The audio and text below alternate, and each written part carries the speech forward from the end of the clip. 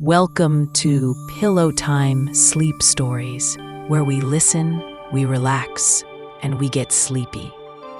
As always, I'm your host, Sophie. I hope this new week is off to a good start for you. Tonight's story was written by Joe. It's about a charming family who have a unique perspective on life. The Pocket family are so minuscule in size that they live unnoticed by the humans whose home they occupy. To the Pockets, an ordinary object, like a television, seems as enormous as a mountain. Very soon, we'll join this charming family, looking on as they navigate a world much larger than they are. So let's get comfortably settled in, ready to hear our story. You may already be lying in a position that feels just right for you. But if you need to make any adjustments, there's no harm in doing so.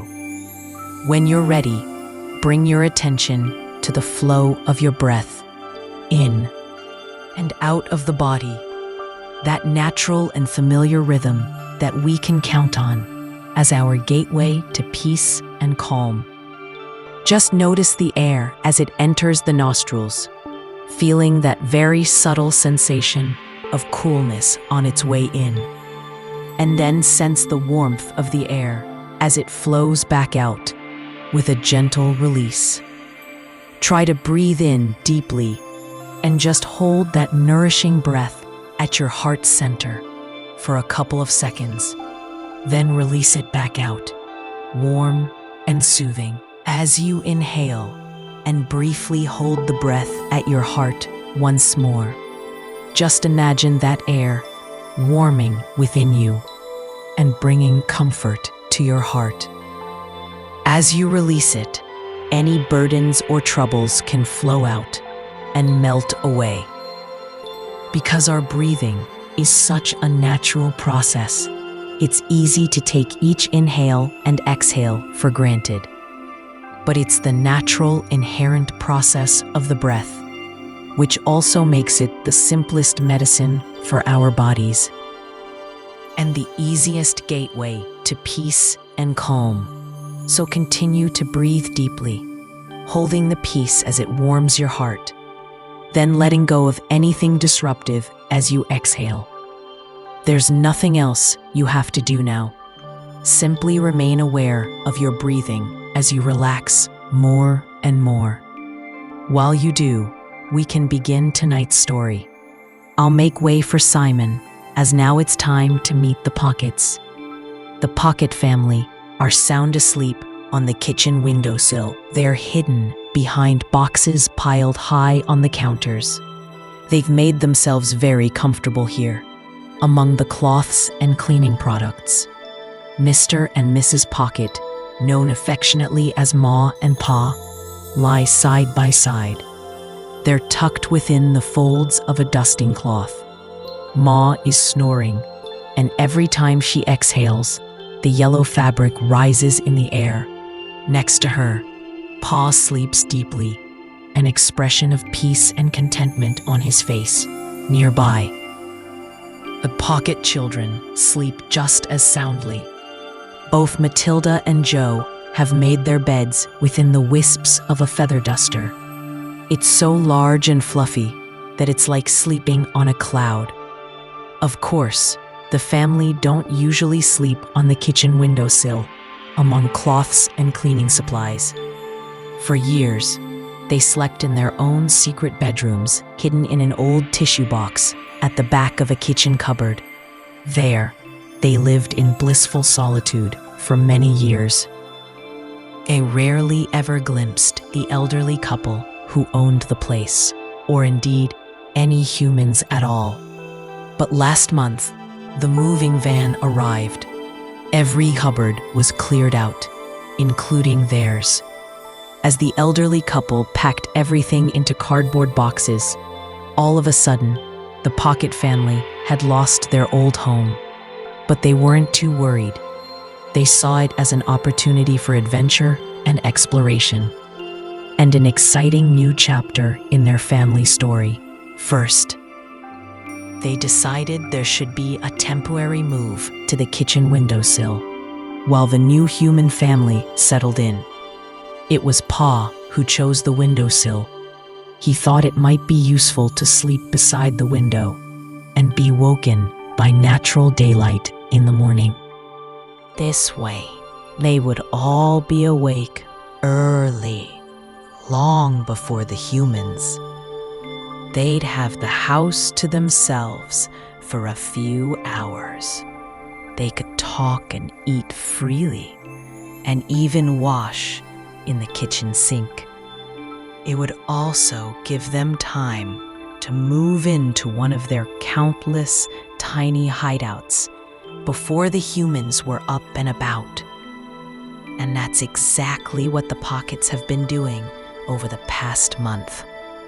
They've been observing the new homeowners from behind boxes, underneath furniture, and through cracks in the skirting board. Like the previous residents, these new humans are a family of two. They're called the Grangers. There's a mom in her early 30s and a very smiley 5-year-old daughter. The Grangers have many friends, kind people who have spent the last month helping to move furniture, paint walls, and unpack various new objects around the house. According to Matilda Pocket, this is proof that the Grangers are nice people. They must be nice to have so many friends willing to help them out. The rest of the Pocket family agrees. They've overheard conversations between the mother and daughter. The Grangers seem to be some of the most kind and gentle humans that the Pockets have ever encountered. At bedtime, the mother sits at the edge of her daughter's bed, reading stories until the girl falls asleep. Then the mother tucks her into the bedsheets, kisses her forehead, and tiptoes softly out of the room. The Pocket children are often a secret audience for these bedtime stories. Matilda and Joe sit comfortably on a nearby shelf, resting against the books. They love to listen to these soothing tales. Then, back on the kitchen windowsill, they climb into the cloud-like feather duster and fall asleep. Although the Pockets didn't plan their stay on the window, it actually worked out rather well for them in many ways. The last month has felt like an extended family holiday. The windowsill is the ideal vacation spot. They've dined like royalty on takeaways left on the kitchen counter, and they've enjoyed access to a constant supply of fresh water from the taps. Their bedding may be unconventional, but it's as soft and comfortable as the sheets in any 5-star hotel. Ma and Pa have grown particularly fond of their velvety dusting cloth, with its scents of lemon and lavender. But they all agree that the best thing about their new home on the windowsill is the reason Pa suggested it in the first place. They love the sheer beauty of the light radiating through the window. It's particularly beautiful now, at dawn, as the sun begins to rise and soft light disperses through the glass. It casts a golden sheen across the family's sleepy faces, warming their skin with its gentle touch. Across the sill, each member of the family begins to stir. They shuffle in their bedding and stretch their arms and legs. Joe is the first to get up. He's the tallest of the bunch. Joe yawns happily, stretching his arms above his head. Then he reaches down towards his toes, feeling the stretch through his back and legs. Finally, he sits down cross-legged to admire the sunrise through the kitchen window. It's the kind of moment that anyone would appreciate, watching the sun rising through a clear blue sky. But having spent a lifetime waking in the back of a dark cupboard, Joe particularly appreciates this view. So do the rest of the Pockets, who soon come to sit beside him. Recently, this has become their morning ritual. They climb out of bed, sit facing the glass, and look out at the sunrise together. They watch as the massive orb of golden light slowly inches upwards in the sky. It gradually reveals the natural beauty at the back of the house. There's a rectangular lawn bordered by rose beds with a stone fountain at its center. Beyond the grass stands a typical wooden shed, painted the same chestnut red as the fence that encloses the space. To human eyes, it seems like an attractive yet ordinary garden. But the tiny people on the windowsill see it differently. Through their eyes, everything is elevated in size and grandeur. The garden becomes a kingdom, protected by the soaring fences that stretch up towards the sky. The shed is like a massive royal palace, a vision of chestnut red magnificence shimmering in the sunlight. And in front of the palace, there are the royal gardens. It's a vast landscape of emerald countryside, flanked on either side by rose bushes as tall as trees. They look like an enchanted forest, its canopy sprinkled with ruby-like blooms. It's a spectacular sight, and what stands out above all else is the garden's most recent addition, the ivory fountain at its center. At the top, water spills from the tip of a beautiful stone pineapple, cascading downwards into a large, round basin. This basin allows the water to spill over its sides, flowing into an even larger pool below. It's a feast for the eyes. For the Pockets, this splendid fountain looks enormous, like an Egyptian pyramid. This morning, the Pockets sit by the window and admire the fountain, meditating on its sound. To human ears, it's a calm, trickling sound, but to the Pockets, it's a series of magnificent, gushing waterfalls. The fountain is like their very own Niagara Falls, right outside the window. As the sun rises, patterns of light bounce on the water, resembling sparkling diamonds. The sight is so beautiful that Pa feels inspired. Turning to his wife and children, he says that even after they leave the windowsill, he hopes they'll return here often. Once the sun has risen, the family slip down from the sill, one by one, making their way past the kitchen sink. They often have showers in the sink, taking it in turns to climb down the plug chain and stand beneath the dripping tap. There's nothing quite like that cool water to rouse the senses in the morning. But today, they're just passing by. There's no need for an invigorating wash right now. With the prospect of adventure ahead, the Pockets are energized and more cheerful than ever. The humans have settled down, with their furniture in place and the walls freshly painted. So now, it's time for the Pockets to explore and find a new place to call home. Over the past few weeks, they've all spent a lot of time thinking about where they might like to live. Each member of the family has a preferred place in mind. Ma and Pa are great believers in fairness and equality, so they've decided that each person's choice will be looked at and considered. The location of their next home will be chosen by family vote. The first person to showcase his choice is Pa. This is why he's leading the way now. Protruding from his backpack are two repurposed toothpicks. These are his walking sticks, which are very handy when crossing uneven terrain.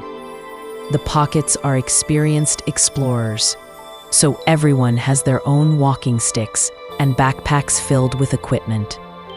These are things collected over the years. Repurposed to form an effective, adventurous kit, the Pockets rely on these tools whenever they head out. For instance, their climbing ropes are a combination of knotted string, safety pins, and picture hooks. Thanks to these ropes, they've managed to scale every surface, no matter how tall or wide, smooth or rocky. Right now, the Pockets resemble a group of expert hikers, but instead of striding through the countryside, they're crossing marble worktops. As they journey through the kitchen, they weave in and out of spice racks and sugar bowls. Then, after traversing the perimeter of the sink, they step onto the electric oven top. It's as smooth as an ice rink. So they hold hands, forming a chain to stay upright. Their movements become smooth and effortless, and they glide across the glassy surface like a professional ice skating team. This feels wonderful, more like flying than walking. Everyone is delighted when Pa turns around at the cooker edge and leads them back out onto the glass. They twist and twirl, moving so gracefully that you'd think they were one person, not four. All of the Pockets beam from ear to ear, even as they leave the cooker and make their way towards Pa's chosen place. They've almost arrived now. They pull out the climbing ropes and ascend the microwave, with Pa leading the way. Then, once they're all standing on top of the microwave, Pa throws his rope upwards. It goes up through a rectangular gap in the base of the cupboard above them, pulling on the rope. Pa checks that the picture hook at the other end is fixed firmly into place. Then he climbs up the rope until he's inside the cupboard and waits for the others to join him. For the rest of the family, this cupboard seems a little unusual. It's the first time they've seen one with a giant mechanical device inside it. This is the human's boiler. Pa explains it provides the heat that keeps the house nice and warm. He leads them behind the machine to a spot where bowls of cotton wool have been laid out like a sofa and chairs. At Pa's suggestion, the family sit down, their tiny bodies sinking into the snug fabric of the cotton wool. Instantly, they're struck by the coziness of this place and the blanket of warm air around the boiler. It's a lovely, relaxing spot, the kind of place where one might sit and read a book, especially on days when it's cold and wet outside. When Pa brings out a tray of tiny foil mugs filled with hot chocolate, it feels even more like home. As he serves them out, he explains that all it takes is a speck of cocoa dust, a drop of water from the nearby tap, and a minute beside the boiler. Then there's enough hot chocolate for the whole family. The Pockets are impressed. The hot chocolate tastes so utterly delicious. It's creamy and milky, combining the flavors of luxurious dark chocolate with a hint of sweet mint. And they're excited about the place too, picturing what it might become once decorated and furnished. They imagine nights full of chit-chat and comfort, and this luxurious hot cocoa. And in the morning, they can climb down into the kitchen, making a beeline for the windowsill and its spectacular view. How wonderful it would be, sitting together every morning to admire the beauty of the waking world. The whole family are enthralled by this warm and cozy space. But once the cups are empty, they're ready to journey on. Ma leads the group now. She throws the climbing rope downwards, catching the hook on the leg of a kitchen chair. Using a toothpick, she secures herself to the rope. Then, with her arms raised and a look of childlike mischief on her face, she zip wires down the rope. She lands effortlessly on the kitchen floor. The rest of the family soon follow. They all smile as they glide down, exhilarated by the ride. Then they walk on. Across the smooth floor and below the towering height of the kitchen table, soon they arrive at a huge wooden sideboard. This is a new piece of furniture bought by the Grangers. It's a beautiful, light pine that perfectly matches the table and chairs beside it. The sideboard adds a much-needed touch of brightness to the room. Below, there are 3 cupboards, their doors paneled with frosted glass. Ma explains that the middle cupboard is their destination. Then she plants her toothpick down into the floor and vaults forward through the air, disappearing through a gap in the cupboard door. The other pockets follow her lead until the entire family are standing inside. Led by Ma, they weave their way around mountains of fine bone china. There are plates, bowls, teacups, and saucers. Some are so smooth and delicate that they're surely reserved for special occasions only. And some of the plates are decorated with hand-painted artwork of such beauty that Ma thinks they belong in a museum or gallery. Other items are plain in design, like the mounds of teacups. Their curved surfaces are so well polished that they're like mirrors. Matilda is particularly amused by her reflection. She's also surprised by how much she looks like a real explorer. Seeing herself like this, she feels quite proud, both of herself and her family. Matilda also feels a little braver than she felt before. Although she's the youngest and smallest in the family, she feels she can stand and walk a bit taller now, with the confidence of an intrepid adventurer. This moment is just one of many happy surprises for Matilda. As she turns a corner and reaches the back of the shelf, a table comes into view. Ma has prepared everything. The table itself is made from a single bottle cap, and on its surface sits a giant loop of cereal. It's a breakfast unlike any the Pockets have seen before. This single piece of cereal looks like a giant donut of chocolatey, honey-sweet loveliness, and it's so large it could feed the Pockets for a fortnight. As they look on in wonder, Ma explains her discovery. It seems that the little human girl eats cereal for breakfast every day. She always eats in the chair right beside this cupboard. And as she's rather a messy eater, she scatters morsels of delicious food everywhere. So right beside this cupboard, there is an endless supply of delicious food. And not only at breakfast time, but at lunch and dinner too. The Pockets sit down around the table, their bellies rumbling at the sight of the food. Then, without another word, they all tuck in, savoring the taste of the sweet, crunchy cereal. "I think we could be very happy here," declares Matilda as she chews the last of her cereal. "And it's much lighter than the last cupboard," says Pa. The others nod in agreement. The family relax, feeling utterly satisfied after their sweet, hearty breakfast. Once more, they begin to daydream, picturing what it might be like to live here. Though it's not as warm as Pa's spot in the boiler cupboard, it feels just as comfortable and homely in here. And the thought of eating food like this each and every day is very tempting indeed. Joe could almost move in right now. But later, when the Pockets have left the cupboard, Joe remembers that it's his turn to act as group leader. He springs into action. leading the group back across the kitchen floor.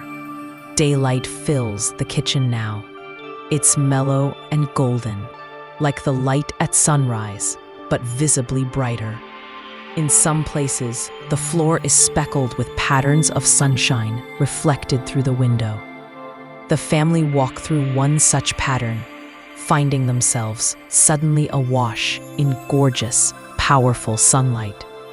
Beneath their feet, the lino floor becomes sand-like in appearance, and in the background, they can hear the ever-flowing water of the fountain outside, which sounds like the waves of a vast ocean. It's as if the family have been transported thousands of miles away to some exotic beach destination. Indeed, by the time they exit this tropical little spot, the tiny family are positively glowing. As they prepare to traverse the fluffy hallway carpet, their moods are carefree and relaxed. Perhaps this is why their walk over the creamy carpet feels so effortless.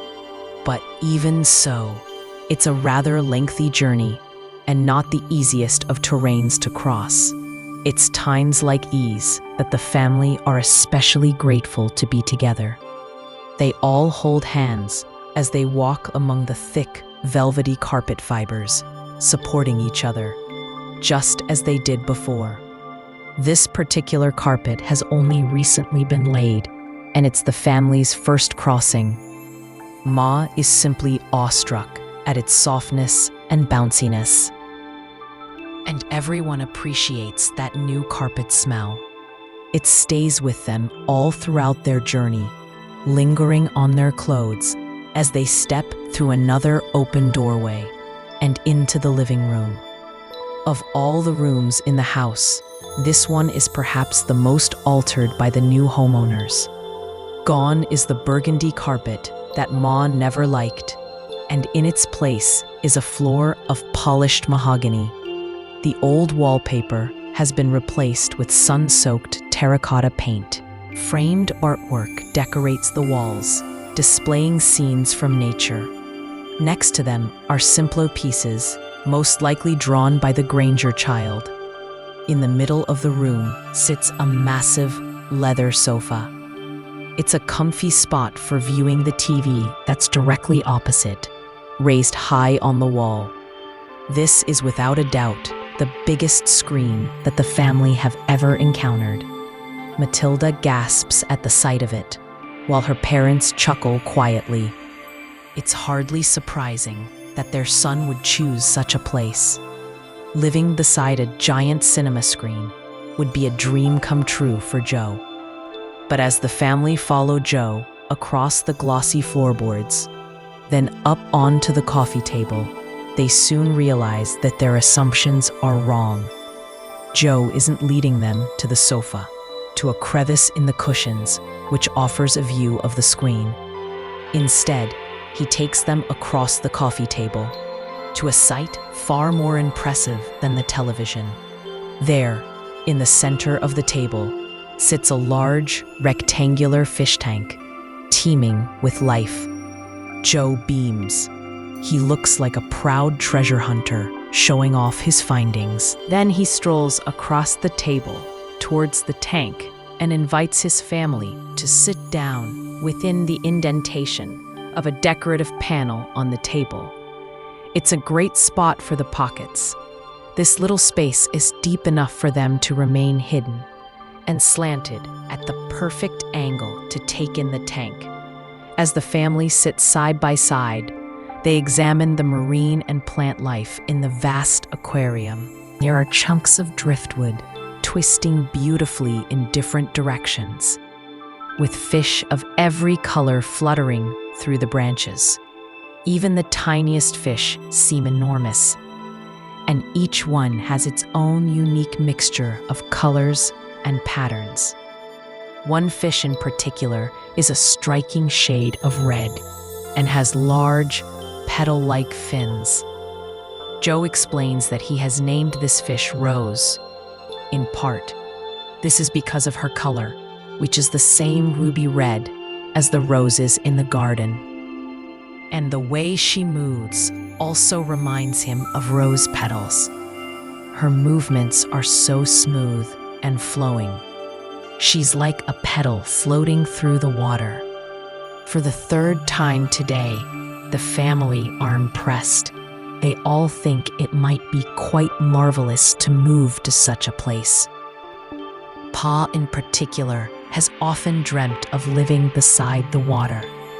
If they moved here, the family would have their own private ocean, a source of constant beauty and entertainment. And besides, it wouldn't be so difficult to set up their furniture beneath the nearby sofa leg, or perhaps in one of the table drawers below. But Pa is soon pulled from his daydreams. Matilda stands up, ready to show off her own pick of locations before the family cast their votes. Striding forward with confidence, she abseils down the coffee table, landing softly on the smooth mahogany floor. Then she turns, though not towards the hallway as the others expect. Instead, she guides the family further into the living room. They go past the coffee table and around the back of the sofa. Only Matilda has visited this spot, which is why she can't resist looking back at her family to flash a knowing smile, as she knows what is just around the corner. She finds it difficult to contain her delight, and very soon, the rest of her family are equally delighted. Right there against the living room wall is the little girl's dollhouse. It's so tall that its roof nearly reaches the arm of the sofa.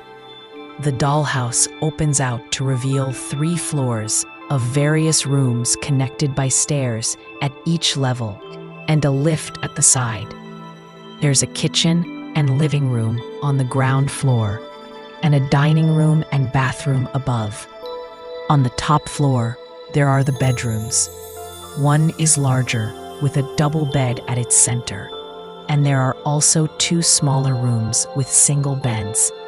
Like every room in the house, the bedrooms are beautifully decorated and furnished with the most modern and stylish pieces.